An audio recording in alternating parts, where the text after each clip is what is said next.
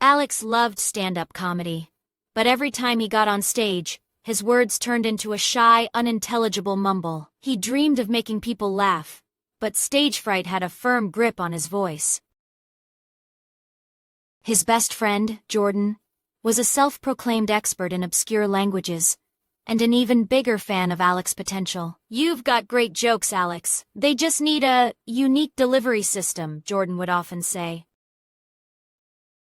One evening, before Alex open mic night, Jordan had an idea. "What if I translate for you?" Jordan suggested, a mischievous glint in their eyes, but not into just any language.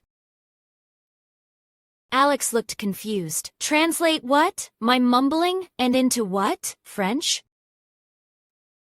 Jordan grinned. No, Alex. We're going bigger. We're going intergalactic. I'll translate your mumbling into Klingon." Alex's jaw dropped. "Klingon? From Star Trek? Jordan, are you serious? No one will understand." Jordan just winked. "Exactly! It's performance art! Plus, it'll force me to pay super close attention to your mumbles." Alex, desperate for any breakthrough, reluctantly agreed.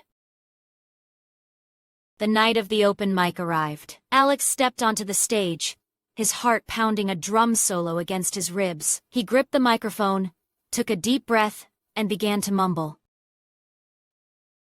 From the side of the stage, Jordan, surprisingly prepared with a futuristic-looking communicator prop, leaned into their own mic. As Alex mumbled, Jordan's voice boomed. "Chapla, success!" The audience, a mix of regulars and curious newcomers, looked utterly bewildered. A few chuckles rippled through the room, mostly from confusion.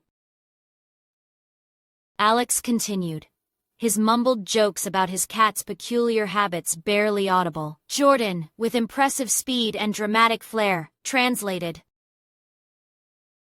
"Battle-hardened, you died honorably for a joke about the cat's 9 lives.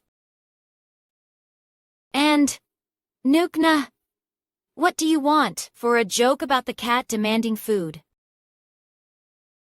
The audience's confusion slowly morphed into intrigued amusement. They didn't understand the words, but Jordan's passionate, theatrical delivery of the Klingon interpretations was undeniably entertaining.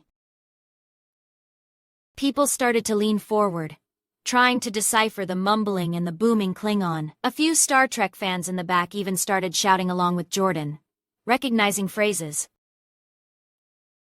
Alex, though still mumbling, felt a strange wave of confidence. He wasn't being understood in English, but his jokes were clearly landing, albeit in an alien tongue. By the end of his set, the audience was roaring with laughter, not just at the absurdity of it all, but at the sheer, unexpected brilliance of the performance. Alex had never received such a reaction. He finished with a mumbled thank you, which Jordan translated with a triumphant Hagluma Chakchavam. "It is a good day to die!" The crowd erupted in applause and cheers. Off stage, Alex was beaming. "Jordan, that was incredible! They loved it!" Jordan clapped him on the back. "See? Your jokes are hilarious, even when they're cloaked in the language of the glorious Klingon Empire."